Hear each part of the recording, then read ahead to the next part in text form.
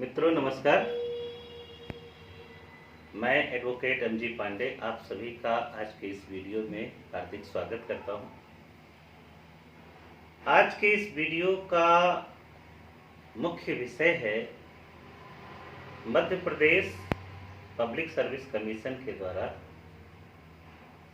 जो judicial services के लिए पीसीएसजे के लिए सिविल जज बनने के लिए जो योग्यताओं का मानक निर्धारित किया गया है उसको लेकर के जो विवाद उठा था और कालांतर में सुप्रीम कोर्ट के द्वारा जो उसको लेकर के जो जजमेंट दिया गया उसको लेकर के आज इस वीडियो में हम लोग चर्चा करेंगे।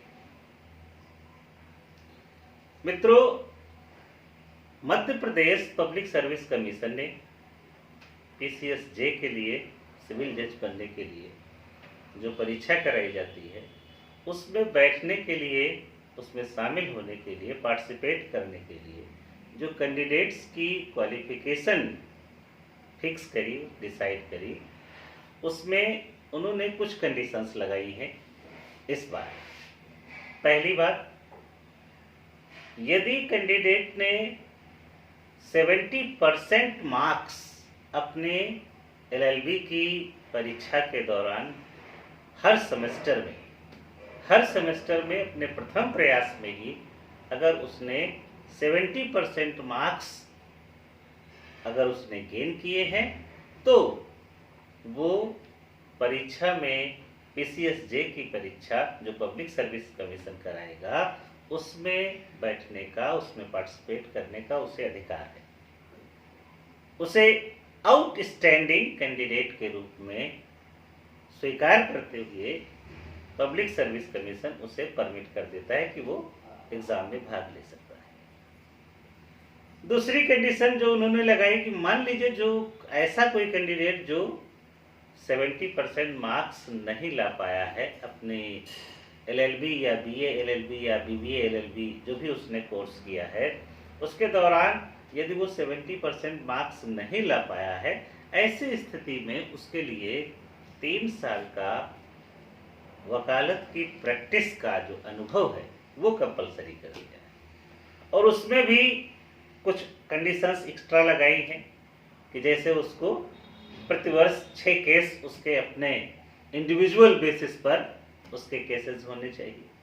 ऐसी कुछ कंडीशंस उन्होंने लगाई कैंडिडेट्स के लिए जो कि पहली बार लगाई गई और बहुत सारे कैंडिडेट्स इससे परीक्षा देने से वंचित हो गए।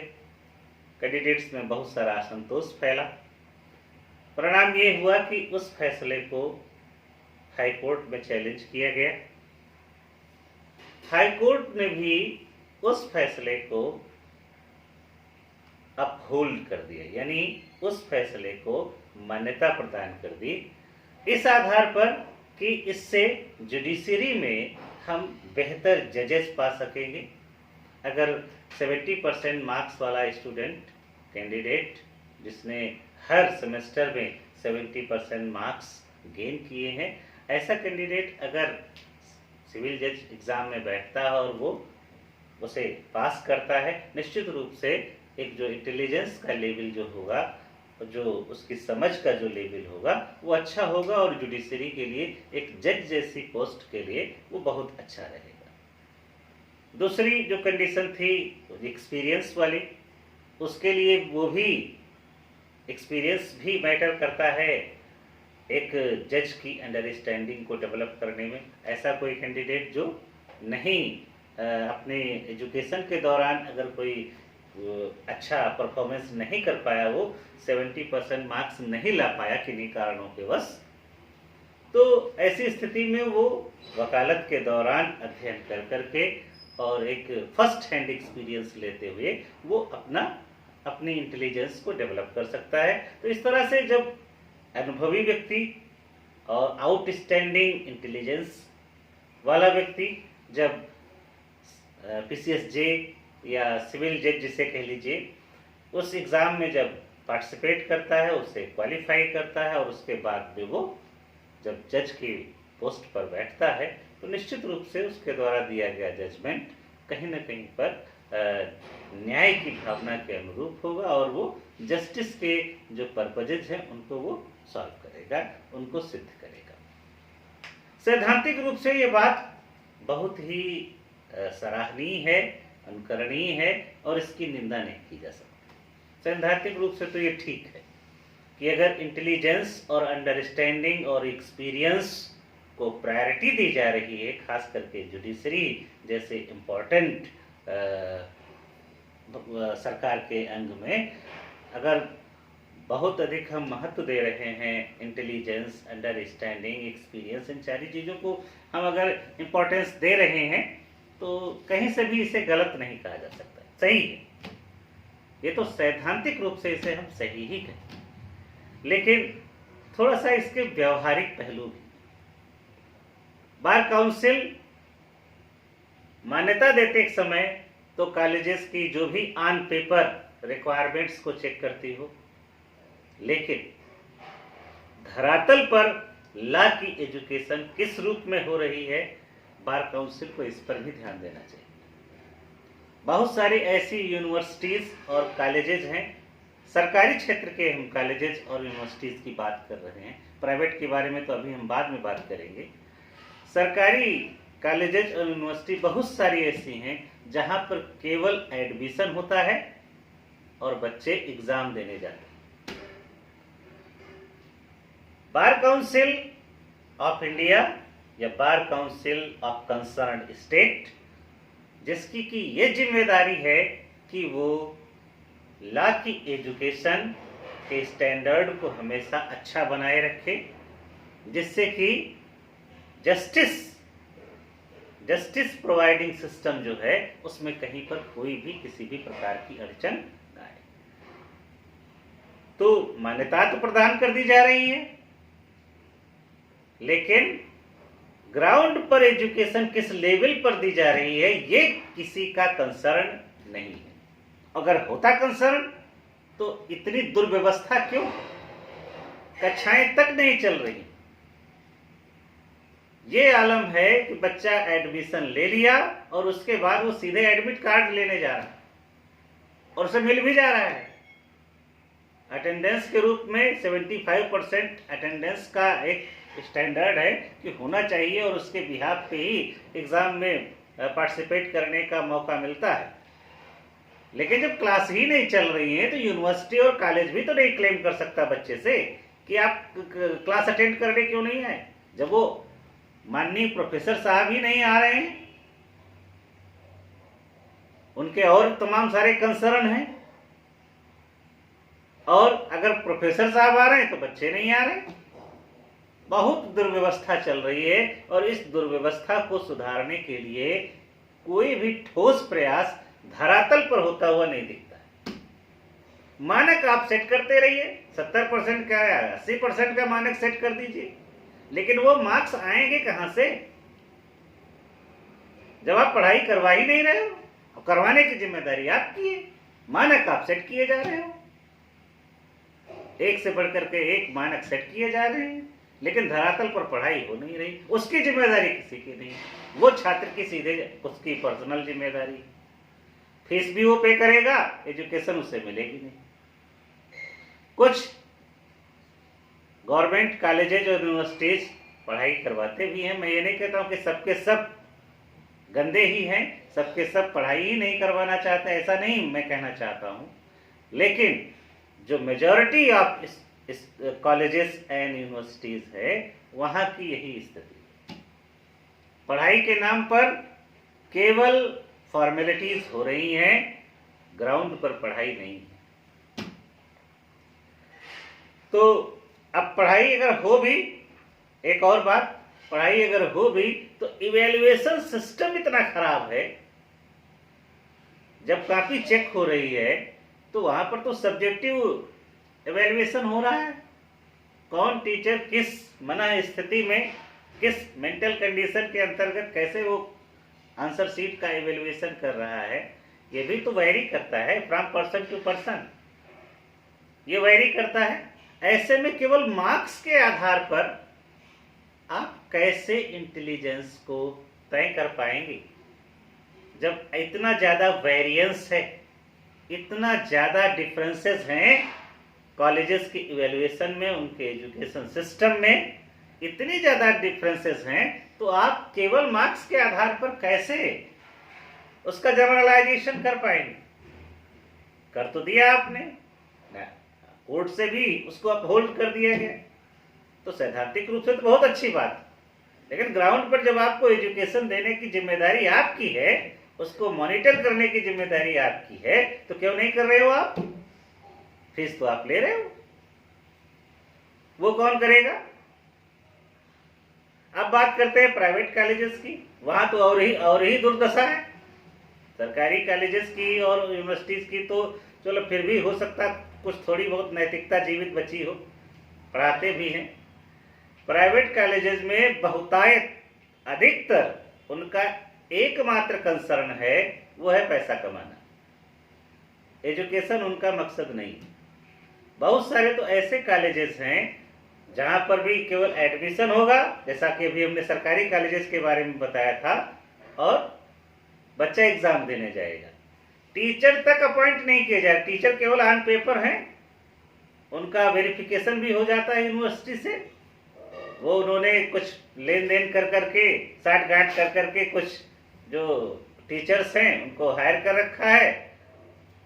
ऐसे झूठे ग्राउंड पर वो पढ़ाने नहीं आते और उनका मान्यता मिल गई उन्हें, उनका धंधा चल रहा है, सैलरी भी देने का हेडेक नहीं है जब ग्राउंड पर वो पढ़ाई नहीं करवा रहे।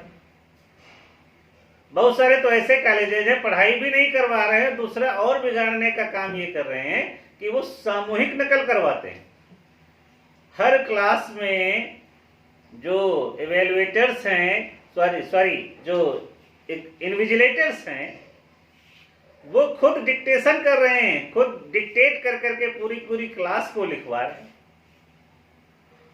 और ये कोई ऐसा नहीं कि हवा में बात की जा रही, ऐसी चीजें ग्राउंड पर हो रही और उन्हें भी रोकने का प्रयास उस स्तर से नहीं किया जा रहा है जिस स्तर से किया जाना चाहिए, जिससे कि ये चीजें वास्तव में रुकें और ला की एजुकेशन अपने वास्तविक स्टैंडर्ड को प्राप्त कर सके। तो प्राइवेट कॉलेजेस में भी दुर्दशा है पढ़ाई की, सरकारी में भी दुर्दशा ही चल रही है, लेकिन हाँ मानक पर मानक सेट किए जा रहे हैं। अब वही संस्था कॉलेजेस को मान्यता दे रही है, सारे एग्जाम करवा रहे हैं, हर सेमेस्टर का एग्जाम हो रहा है, डिग्री दी जा रही बाकायदा, लेकिन वही संस्था संतुष्ट नहीं है उन्हीं संस्थाओं के रिजल्ट से जिनको कि उसने खुद मान्यता दी है, जिनको कि मॉनिटर करने की जिम्मेदारी उसकी खुद की है, उसको ही भरोसा नहीं है। उन संस्थाओं के द्वारा जो रिजल्ट डिक्लेयर किया गया है उस पर भरोसा नहीं है। अब वो क्या करेंगे? वो एक और एग्जाम करा रहे हैं, AIBE भी करवाएंगे, वो भी वहां पर भी खाना पूर्ति हो रही, सब पुस्तकीय परीक्षा करवा रहे हैं, आप अच्छा खासा फीस का अमाउंट ले रहे हैं, तब जाकर के आप संतुष्ट हो जा रहे हैं जब वो 45% 50% जो भी वो उन्होंने मानक अपना रखा है, जब उतना पा लिया बच्चे ने मार्क्स सब पुस्तकीय परीक्षा में, तब संतुष्ट हो गया बार काउंसिल ऑफ इंडिया कि हाँ भाई वाह, अब ये वकील बनने के लायक हो गया। तो इस तरह से जो लॉ एजुकेशन के साथ में जो भद्दा मजाक किया जा रहा है, वो किसी भी स्तर से उसको उचित नहीं कहा जा सकता। हाँ मानक सेट किया गया, अच्छी बात है, इंटेलिजेंस, अंडरस्टैंडिंग, एक्सपीरियंस होना ही चाहिए एक जज के पास, उस दृष्टि से तो किसी भी तरह से इसे गलत नहीं कहा जा सकता। लेकिन जिन लोगों को एजुकेशन प्रोवाइड करने की जिन पर जिम्मेवारी है, वो किस हद तक प्रोवाइड करवा रहे हैं? ग्राउंड पर हो क्या रहा है? ग्राउंड पर कुछ नहीं हो रहा है। कुछ यूनिवर्सिटीज हैं, कॉलेजेस हैं जो करवा रहे हैं, लेकिन majority of them they are only doing formalities on ground, no real education is being provided to law students. तो ऐसे में कहाँ से स्टैंडर्ड आ जाएगा? प्राइवेट यूनिवर्सिटीज़ और कॉलेजेस के बारे में भी गए। कुछ ऐसे कॉलेजेस हैं जो अच्छा दे रहे हैं, लेकिन उनकी फीस इतनी ज़्यादा है कि सामान्य परिवार की पहुंच से वो बाहर। वहाँ सामान्य व्यक्ति या सामान्य परिवार का बच्चा वहाँ तक नहीं पहुँच सकता। पहुँच भी जाए तो अपनी पूरी एजुकेशन को कैरी ऑन नहीं कर सकता। बात NLU की भी कर लेते हैं। नेशनल लॉ यूनिवर्सिटीज़ को भी इस्टेब्लिश किया गया है लॉ एजुकेशन के स्टैंडर्ड को मेंटेन करने के लिए। NLU जो है वो भी सारे NLU का जो एजुकेशन लेवल है वो सेम नहीं है ना, उनका प्लेसमेंट का जो रेशियो है वो सेम है।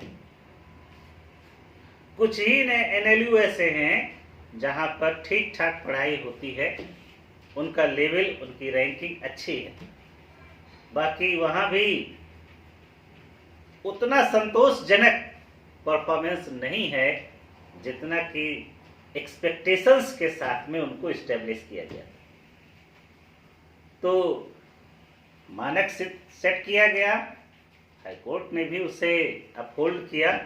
हम भी उसका सैद्धांतिक रूप से समर्थन करते हैं और शायद हर व्यक्ति सैद्धांतिक रूप से उसका समर्थन करेगा, लेकिन व्यावहारिक रूप में जो धरातल पर समस्याएं हैं उनको देखने की, उनको मॉनिटर करने की, उनको दूर करने की जिन पर जिम्मेवारी है वो तो जिम्मेवारी से भाग रहे हैं। ऐसे में क्या केवल लॉ स्टूडेंट ही मुख्य अपराधी है कि उस पर ही शर्तों पर शर्तें आप लादते जाइए और आप खुद कुछ नहीं करेंगे?